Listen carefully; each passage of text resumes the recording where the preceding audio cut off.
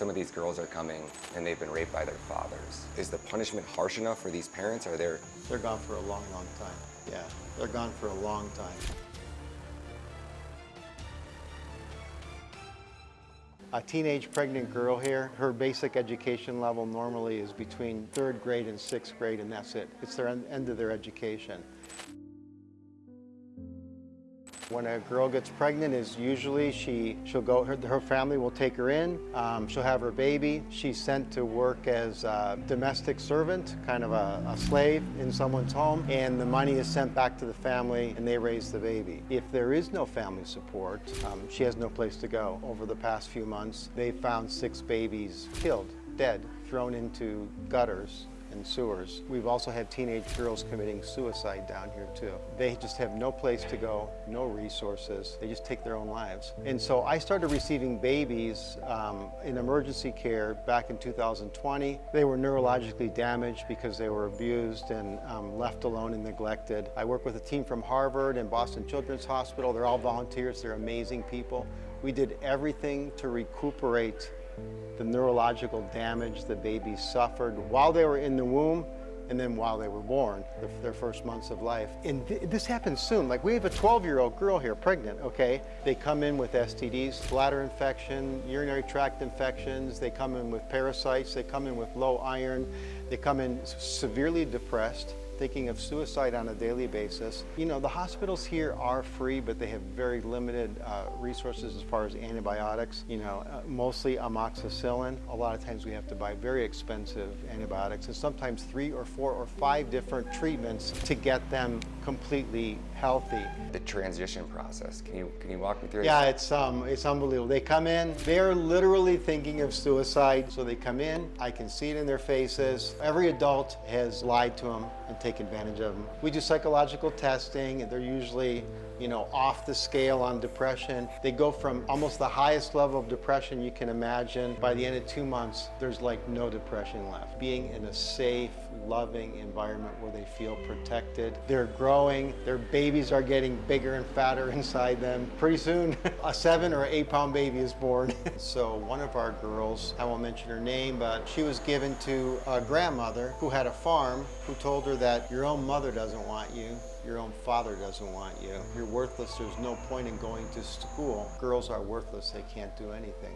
Other girls that are in here are told by their own families, okay, now it's time to have a boyfriend. Okay, this is going to be your boyfriend today, and this is what you do with your boyfriend. And then tomorrow, they find another boyfriend for them. I mean, these kinds of things happen all the time. All these girls that are here are broken when they come. Once they realize that they have a safe, loving environment, they're so motivated. What is the legal age for consent here in El Salvador? 18. 18? It is 18, yeah.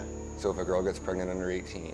17-year-old gets pregnant, the guy's 40, gone. What do you think the rest of the world needs to know about what's going on here? You can transform the life of an abused pregnant girl, getting her out of the toxic environment that she's in and getting her into a safe, loving place. They need to know their rights. Nobody has the right to touch you. You have a right to an education. But here, for years, it's been, oh, you're pregnant, your schooling's over. Your life is over. You become a breeder. Yeah, they don't even know they have rights. How do we take what you've created here and create some types of checks and balances? So no matter who the next person is that opens this and tries, you've already been approached by several NGOs, it sounds like, and they're trying to say that you should scale this out.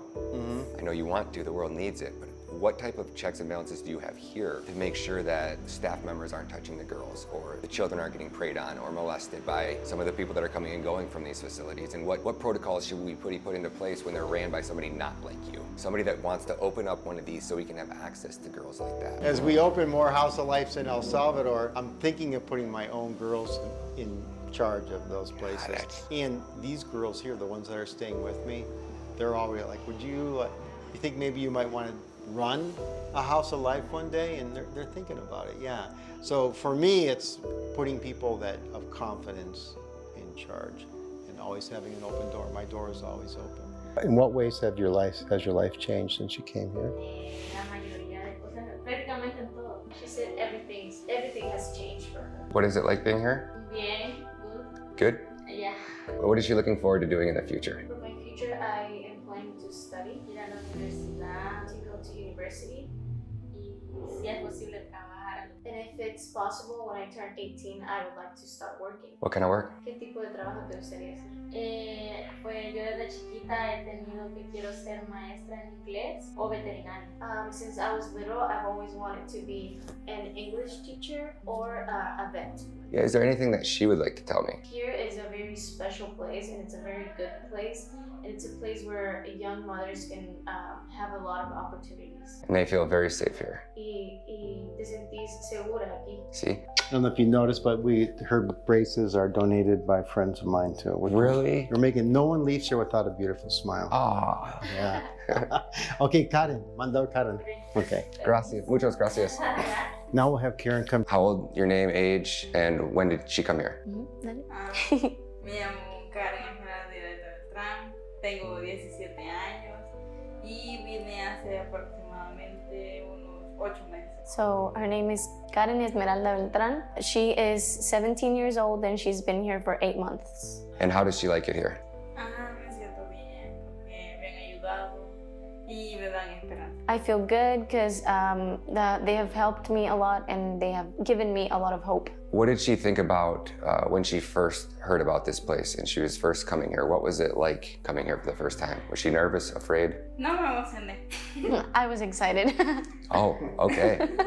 Did she know what this place was going to be like, or had she heard about it? No, la verdad es que nunca había escuchado que existía este hogar, pero cuando supe, no sé, me emocioné por lo que se vive aquí, por las oportunidades que se dan. She hadn't heard about it before, but when she heard she was coming here, she felt really excited because she felt like there's going to be a lot of opportunities and good things coming for her.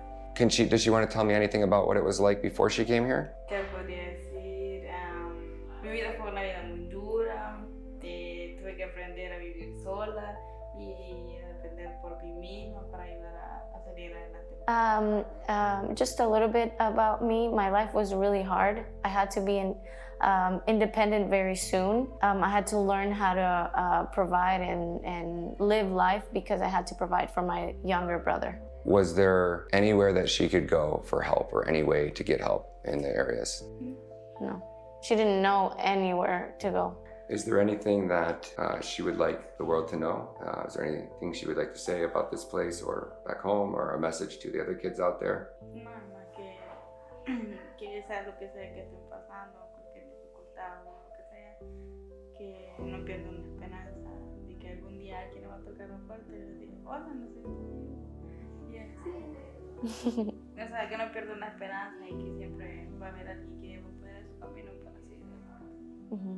She says, if there's anything going on, no matter what it is, don't lose hope, because there's always going to be someone coming and saying, and knocking on your door and saying, here's some help. And so don't lose hope, because there's always a way that you can get help. This is a bedroom where 3 of the girls sleep. So the girls have their babies next to them in the bedrooms. Ah. So we're gonna get to make signs. Are these some of the signs that you held up when you welcomed them in? Yes, these are the signs when they came in. This is our kitchen. Este es la cuarto más cómodo y favorito, ¿verdad? Oh no. Sí. Yeah, this is their favorite room. This is their favorite room? Yeah, because it's beautiful. Look at, Yeah. it's a gift. It was donated to us, this room.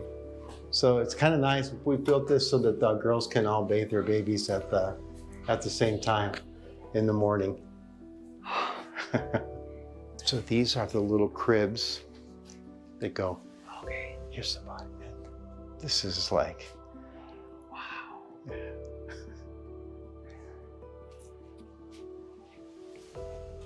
There's another one. Do the girls get to put their own things up there, or do you guys do this? Yeah, they'll pick it's you, God, and it's your glory that lifts my head every day. It's so amazing. Yeah. And there's another room back there too, same thing? Yeah, same thing. And if we have funding, we're gonna put 4 more girls in there. Yeah. I think we're gonna get you that funding. How much do you need to do it? We're just a short $3,000 a month. Hold on. Hey. Hey. Okay. I just need a second. Oh man. I don't want to go out there and cry and scare them, you know.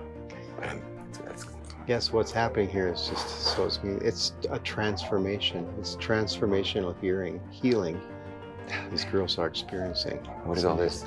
This is our bodega, our storage room. Okay. And so the people at the U.S. Embassy are amazing. They donate clothing.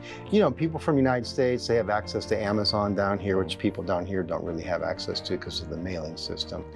And so they're just very generous. When their kids outgrow clothing, they give it to us. Tell me, how much does it cost to fund an operation like this for 1 year? Okay, to take care of 12 girls, it's $500 a month per girl. So that's 6,000 times 12 months is $72,000. Now, Bitcoin has gone crazy. So one Bitcoin would not only take care of the 12 girls, it would send Karen to law school. So our first girl has graduated here, so that would also pay for law school for her.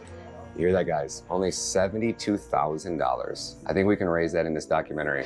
So if everybody could just skip 1 cup of coffee today. Bob was telling me that it's not just saving one girl, right? It's saving that girl from going back and having more kids, and those kids aren't going to be able to... It's breaking the cycle of abuse. Run me through that cycle of abuse one more time in those numbers. So it's very, very common for a 12-year-old pregnant girl here to easily have 10 more children. So we're talking about one girl having 10 kids. So 12 girls without help, without support, without knowing their rights, without having a chance, could very easily have 120 children. Those 120 would all fall into the same cycle of abuse. It goes to 1,200 and then it goes to 12,000. That's how you get to 12,000. It happens fast. A 12-year-old has a 12-year-old who has a 12-year-old. That's 36 years, and we're working our way towards a 12,000.